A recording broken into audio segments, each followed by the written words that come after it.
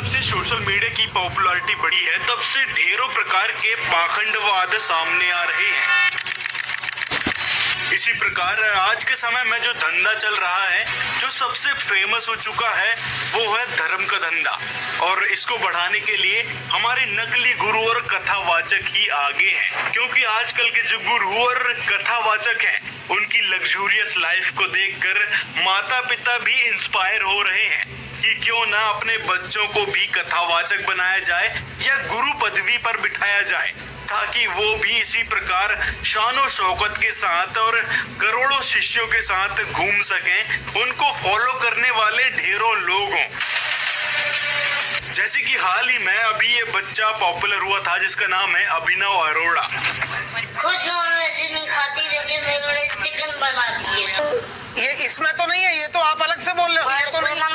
ये अत्यंत थुलथुले गोल मटकी के स्वरूप बालक, तुम्हें धूप से बचाने के लिए ही तो मैंने गोवर्धन उठाया है। यहाँ आ जाओ। अरे कान्हा, आप यहाँ कैसे? हाँ बालक, मैं तुम्हारी भक्ति से अत्यंत प्रसन्न हूँ। बोलो क्या चाहिए तुम्हें मुझसे? धन, विद्या, स्वास्थ्य, क्या चाहिए? कान्हा जी, आप मेरे साथ एक रील बना लो, बहुत व्यूज आएंगे और लाइक्स भी बहुत आएंगे। मेरे तो रातों रात फॉलोअर्स डबल हो जाएंगे।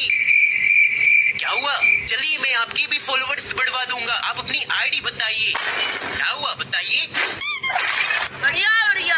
ऐसे और भी ढेरों पेरेंट्स हैं जो अपने बच्चों को इस कथावाचन रूपी व्यवसाय में लगाने में आतुर हैं। अब ऐसे ही जय किशोरी की कॉपी करती हुई ये लड़की श्री मल्होत्रा, जो अब अपने आप को श्री किशोरी कहती है, तो इसके माता पिता ने इसको कथावाचन रूपी इस बिजनेस में लगा दिया है। पापा को पढ़ के सुनाए तो मेरे पापा बहुत खुश हो गए।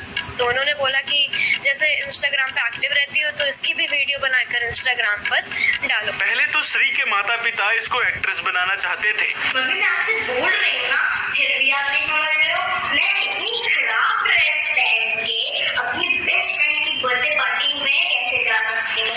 लेकिन फिर इन्होंने देखा कि फिल्मी दुनिया में ज्यादा ही ट्रैफिक हो चुका है, ज्यादा ही कंपटीशन बढ़ गया है, तो फिर इसके धार्मिक माता पिता ने थोड़ा चालाकी दिखाई और देखा कि भाई कथावाचन रूपी बिजनेस भी बहुत ही बढ़िया है, क्योंकि कई सारे कथावाचक हैं जो अपनी लग्जूरियस लाइफ जी रहे हैं, तो क्यों ना अपनी बच्ची को इसी व्यवसाय में लगाया जाए। एक तो कमाई का जरिया हो जाएगा और दूसरी पॉपुलैरिटी मिल जाएगी। तो इस प्रकार इन्होंने लगा दिया इस बच्ची के सारे करियर को इस कथावाचन रूपी व्यवसाय में। फिर जैसे जय किशोरी ने ढेर सारे ब्रांड अपने चला रखे हैं, वेबसाइट में ढेर सारे प्रोडक्ट सेल करती है, इसी प्रकार उन्होंने भी अपनी एक वेबसाइट बनाई और उसमें भी प्रोडक्ट सेलिंग का काम शुरू कर दिया और गरीबों के नाम पर डोनेशन भी मांगना शुरू कर दिया। कई सारे ऐसे वीडियोस मिल जाएंगे जहां पर ये इस प्रकार से क्यूआर कोड देते हैं या अकाउंट नंबर या फिर मोबाइल नंबर कि आप इसमें डोनेट कर सकते हैं, इसके नाम पर करो, उसके नाम पर करो। तो इस प्रकार से डोनेशन मांग मांग कर ये अपना धंधा यानी बिजनेस चला रहे हैं।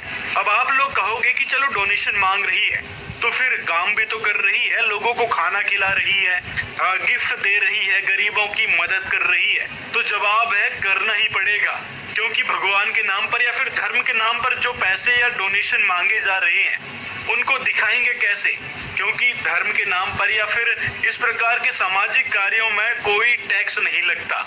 यदि पैसे आ रहे हैं और कहीं दिखाया ना जाए तो इनकम टैक्स फिर पीछे पड़ जाएगा, फिर लेने के देने हो जाएंगे। इसीलिए इनको दिखाना पड़ता है। चंद लोगों को खाना खिला दिया, गिफ्ट दे दिया और रील बनाकर अपलोड कर दिया, इससे इनको पॉपुलैरिटी भी मिल गई और पैसे कमा लिए, वो अलग है। अब कुछ लोग कहेंगे कि करने दो ना, जो भी कर रही है धर्म के प्रचार के लिए कर रही है, भगवान के प्रचार के लिए कर रही है। तो दोस्तों यहाँ पर आपको समझना चाहिए कि इस बच्ची को ना तो धर्म का ज्ञान है, ना ही सदग्रंथों का, ना ही भगवान का, कि भगवान ने क्या कहा है धर्म ग्रंथों में। धर्म ग्रंथ में कहीं भी स्वयंभू कथावाचक बनने के विषय में नहीं कहा गया है। यदि आप राजा परीक्षित की कथा सुनोगे कि यहाँ पर श्रीमद् भागवत सुधा सागर के रचयिता महर्षि वेद व्यास जी भी अपने आप को कथा सुनाने के योग्य नहीं समझे, क्योंकि उनको पता था कि हमारे अंदर यह सामर्थ्यता नहीं है कि हम कथा कर सकें। इसलिए क्यों एक जीव के जीवन को नष्ट करके पाप के भागी बने। तो इसीलिए उस समय सुखदेव ऋषि को बुलाया गया था कथा करने के लिए। बाकी के जो 88,000 ऋषि थे वो तक कथा सुनाने नहीं आए, क्योंकि वो अधिकारी नहीं थे। तो इस एकमात्र कथा से समझ लेना चाहिए कि जो स्वयंभू कथावाचक बन बैठे हैं, जो ढेरों बच्चे हैं, यहाँ तक कि श्री के पेरेंट्स ने इसको कथावाचक बनाया है एक बिजनेस चलाने के लिए, पैसे कमाने के लिए, तो ये जरिया बहुत ही घटिया है। क्योंकि इस कथा से साफ तौर पर पता चलता है कि अधिकारी ही कथा कर सकता है, जिसे तत्वदर्शी संत कहा गया है। जो तत्वदर्शी संत की शरण में जाकर उनसे ज्ञान उपदेश लेगा, तत्व ज्ञान ग्रहण करेगा, उससे ही लाभ होगा, ना कि ऐसे स्वयंभू कथावाचक बन बैठे गुरुओं से कथा सुनने से कोई लाभ होने वाला नहीं है। ये हमारे पवित्र सदग्रंथों में पहले ही बता दिया गया है। तो अब दोस्तों आप यहीं से समझ सकते हैं, जो लोग इसके सामने माथा रगड़ रहे हैं, अपने दुखों को बयान कर रहे हैं कि हमको ये समस्या है, ठीक कर दो। एक ही नहीं, और भी ढेर सारे केस हैं जो इसके सामने आते हैं, अपनी समस्या बताते हैं और बोलते हैं कि हमारी समस्या दूर करो। तो दोस्तों आप ही विचार करो कि क्या ये बच्ची लोगों की समस्या दूर कर सकती है? ना ही इसके पास कोई आध्यात्मिक शक्ति है, ना ही आध्यात्मिक ज्ञान, ना ही भगवान की जानकारी, ना ही सदग्रंथों की जानकारी। तो फिर किस प्रकार से ये लोगों की समस्या दूर कर सकती है?